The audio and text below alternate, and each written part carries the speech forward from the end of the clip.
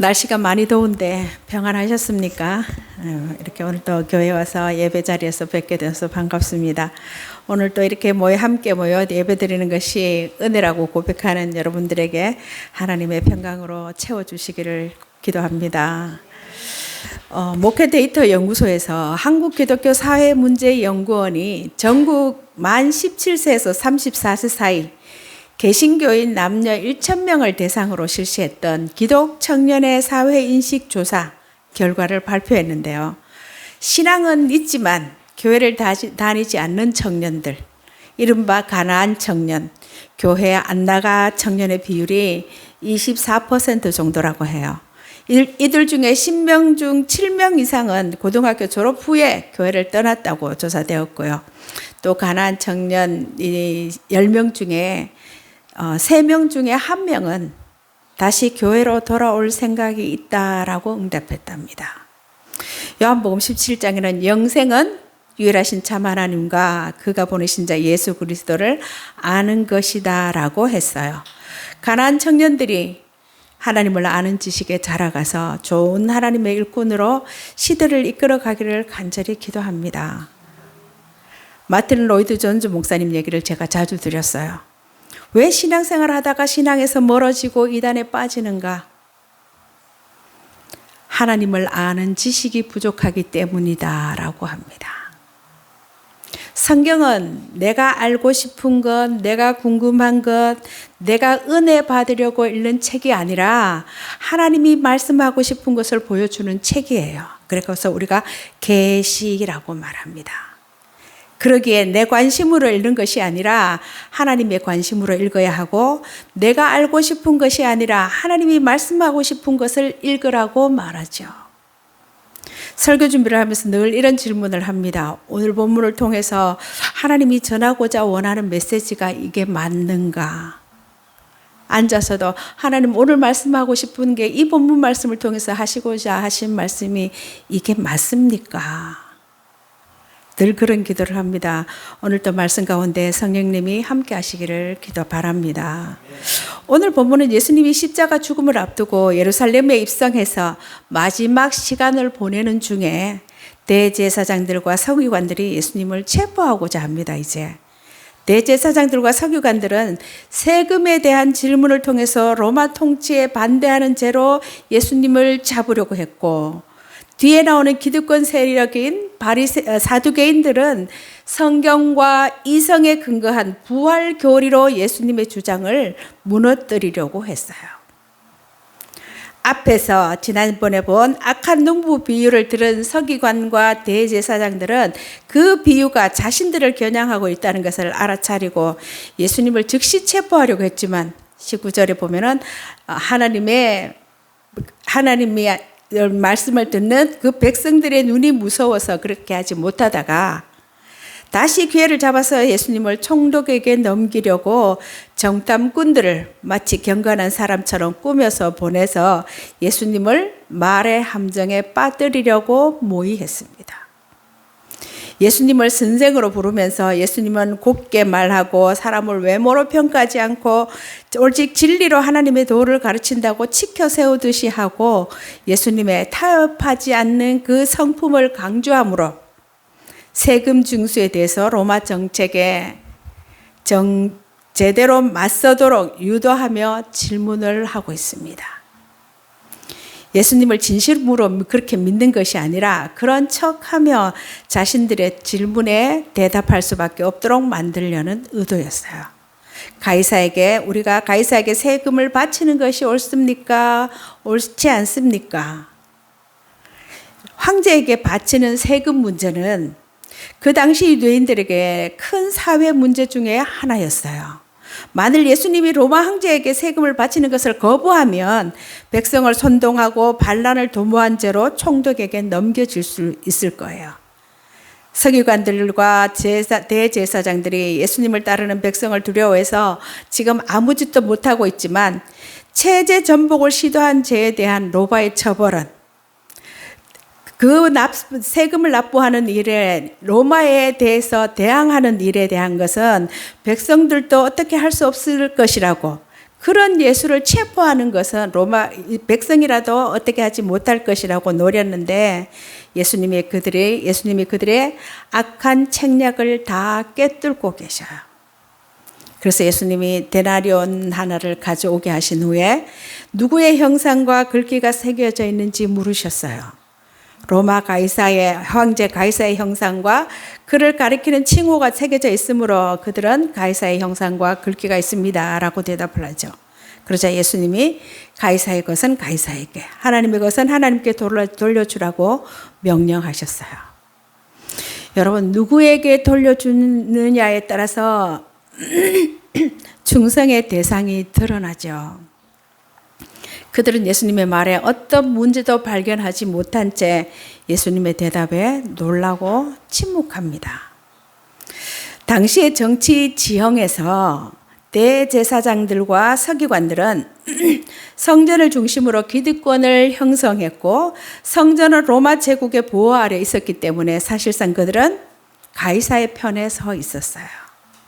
그래서 정탐꾼들은 예수님이 대제사장과 유대 지도층이 장악하고 있는 성전에서 더 이상 어떤 영향력을 행사하지 못하게 하고자 했어요. 악한 농부 비유에서처럼 그들은 하나님의 것을 하나님께 돌려드리지 않았습니다. 여러분, 오늘 우리에게 있는 모든 것, 기도하신 대로 우리에게 있는 모든 것은 하나님의 선물이고 그러므로 영광과 감사를 주인이신 하나님께 돌려야 마땅합니다. 예수님이 끊임없이 이야기하는 것은 진정한 혁명은 세금을 바치지 않고 그로 인해서 야기되는 폭력적 대결을 통해서 이루어지는 것이 아니라 이스라엘의 하나님에 대한 전적인 순종과 하나님을 닮는 것에 관한 문제라고 이야기하셔요. 예수님은 이스라엘의 해방을 위해 저항했던 2세기 이전에 200년쯤 전에 유다 마카비나 20년 전에 갈릴리 사람 유다와는 다른 방식으로 하나님 나라를 임하게 할 예수님 자신의 왕적인 운동을 따르라고 권면하고 계신 거예요. 유대 지도자들은 황제의 형상과 신의 아들이라는 거짓 칭호를 새긴 동전을 움켜쥐고 있을 뿐만 아니라 진정한 하나님의 형상을 가지신 그 호칭에 합당한 사람을 황제에게 넘겨줄 생각을 하고 있고 끝내는 그것을 실행했다는 것을 우리는 알고 있습니다. 여러분, 유대 지도자들이 왜 그랬을까요? 그들은 아마 그들이 가지고 있는 특권과 지위를 잃게 되지 않을까 걱정했을 거예요. 로마 제국과 손을 잡고 사는 그들은 우리가 일제 앞잡이라고 불리는 사람들이 그랬던 것처럼 아주 편안한 삶을 누렸을 거예요. 여러분, 십자가는 로마 황제의 목적과 하나님의 목적 둘 다에 부합하는 것이었어요. 로마 황제가 즐겨 사용하는 무기인 십자가는 하나님이 선택하신 구원의 수단이었던 거예요.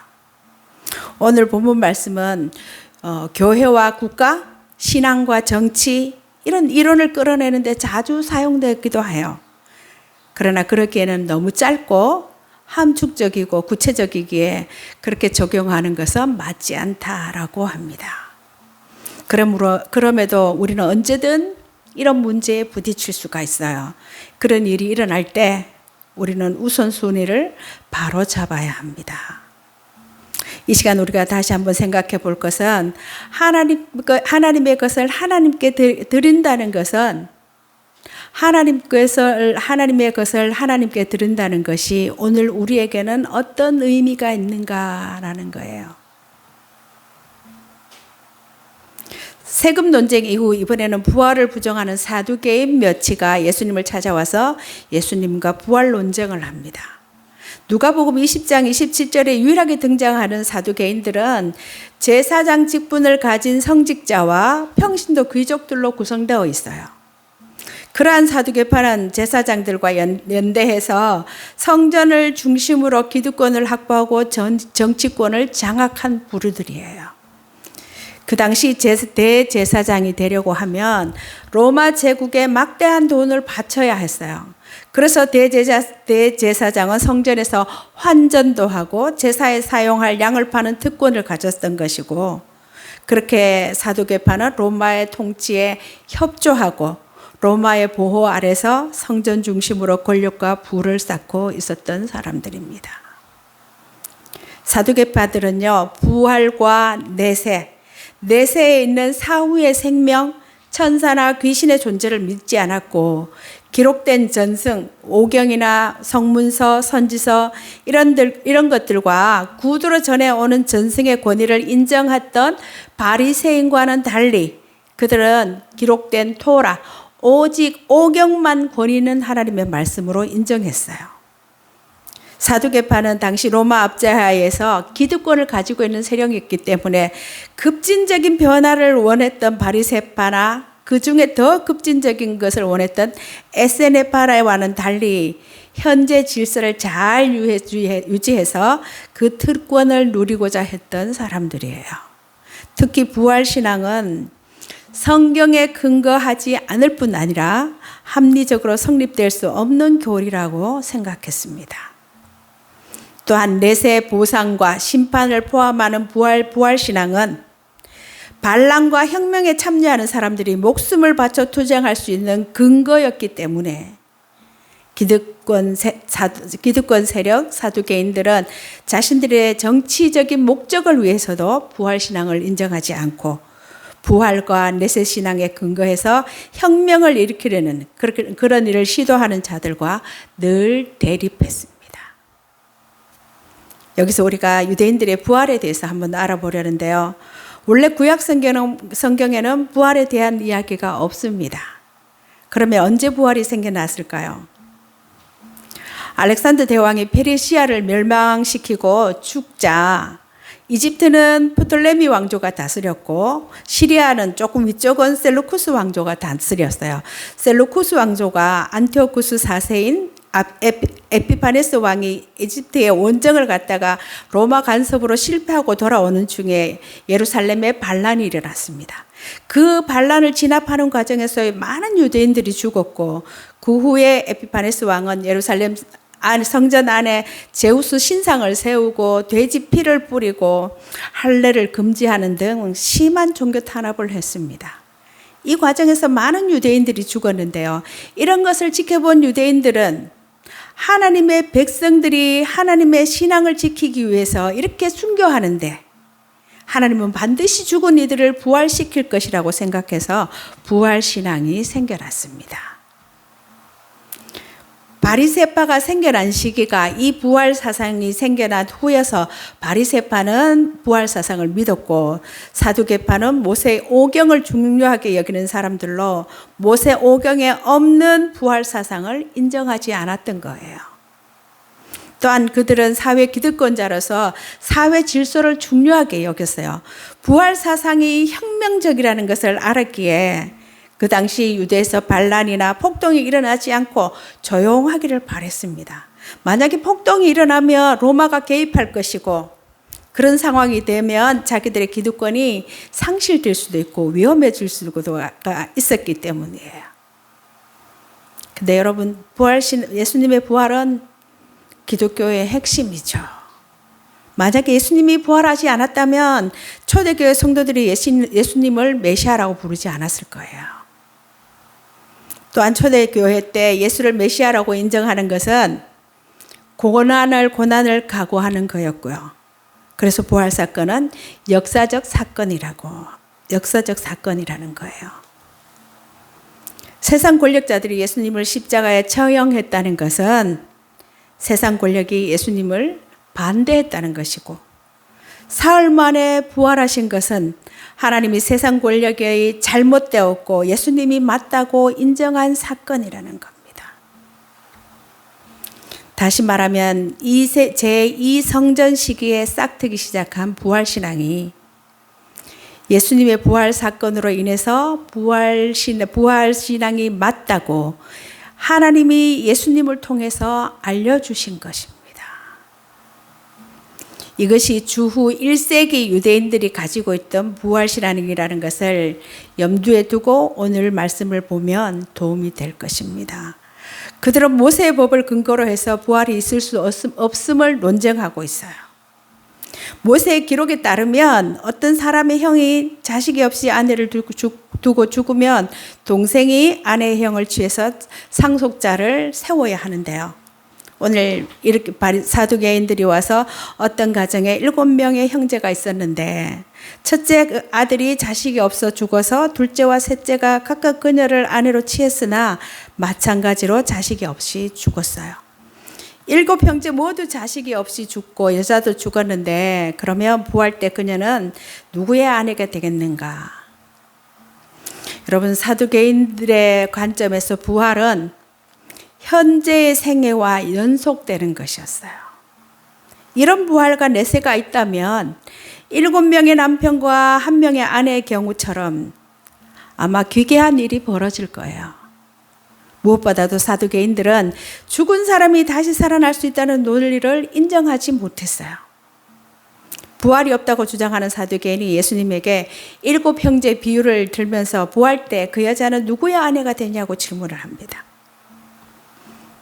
이에 대한 예수님의 대답이 35절과 6절에 나오는데요. 같이 한번 읽어볼까요?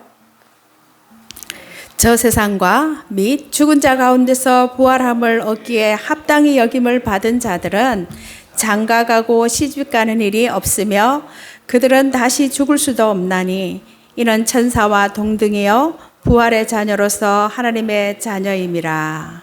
아멘. 35절에 부활함을 얻기에 합당히 여김을 받은 자들이란 하나님에 의해서 새 시대에 살고 부활하도록 인정받은 자들을 가리킵니다. 여러분, 부활은 하나님의 선물이고 새로운 시대, 새로운 나라에서 부활체로 사는 것도 선물이에요. 천사가 시공간을 자유롭게 오가는 것처럼 부활한 인간도 그렇게 변할 것이라고 하셔요. 이런 점에서 지상의 인간이 우리가 새로운 세계의 존재 형태와 존재 방식을 이해하는 것은 불가능하다는 거예요. 사람들을 혹하게 하는 내세에 대한 이런저런 이야기가 참 많습니다. 그러나 여러분, 우리가 다 이해할 수 없어요. 새로운 세계의 존재 형태와 존재 방식, 성경에 많이 설명해놨지만 그게 대한 해석은 너무나 분분하게 나오고 있죠. 그래서 예수님은 단지 천사들처럼 된다고만 예고하셨어요. 사두개인들이 모세의 권위에 근거해서 논리를 전개하자 예수님도 가시나무 떨기와 관련된 사건으로 말씀하시는데요. 모세는 주를 아브라함의 하나님, 이삭의 하나님, 야곱의 하나님으로 부릅니다. 여러분, 하나님은 죽은 자의 하나님이 아니라 지금도 살아있는 자들의 하나님이셔요. 하나님이 떨기나무 앞에서 모세를 다시 불러서 말씀하실 때는 아브라함과 이삭과 야곱이 이미 오래전에 죽은 상태였는데도 하나님은 이들과 현재적으로 함께 있다고 말씀하셔요.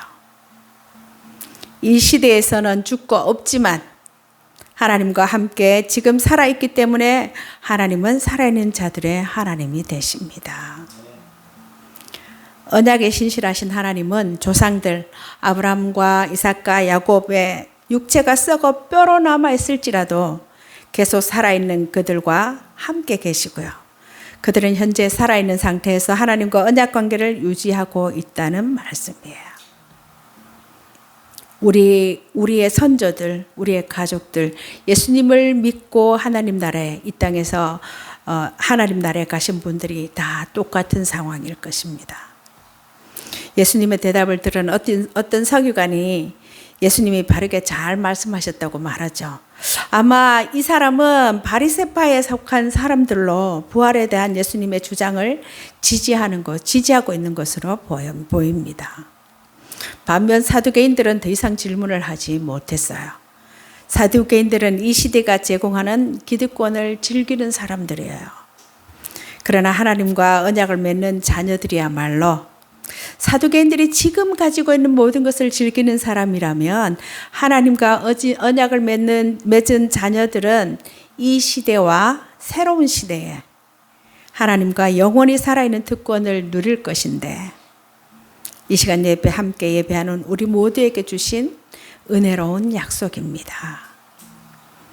종교 지도자들은 예수님이 바르게 잘 가르치고 사람을 외모로 취하지 않으시고 오직 진리로서 하나님의 도를 가르치시는 분이라고 한껏 죽여 세우면서 시험을 했어요. 그러면서 가이사에게 세금을 바치는 것이 옳은지 대답하라고 요구하고 있습니다. 예수님이 이 질문에 긍정하면 유대인에게 반발을 사고 부정하면 로마 당국에게 반역자로 몰릴 것을 노린 질문이었어요. 하지만 예수님은 종교 지도자들의 그 관계를 간파하시고 의인인지하고 가식적인 말로 환심을 사며 그들이 다가왔지만 그들은 그들의 외모나 말이 아닌 질문의 의도를 예수님이 보고 계셨습니다. 그들의 고백처럼 사람을 외모로 취하지 않으시고 중심을 보셨죠.